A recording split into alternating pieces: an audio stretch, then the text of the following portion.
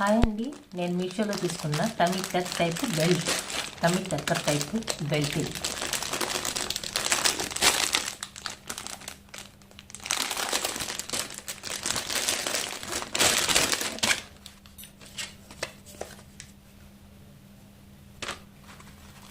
Tummy టక్కర్ belt ఏంటంటే మనకి tummy అనేది అందరికీ బాడీలో ఎక్కువ పార్ట్ టమ్మీయే కానొస్తుంటుంది. అందువల్ల టమ్మీని టక్ చేయడానికి ఈ బెల్ట్ తీసుకున్నాము. ఈ బెల్ట్ వచ్చేసి మన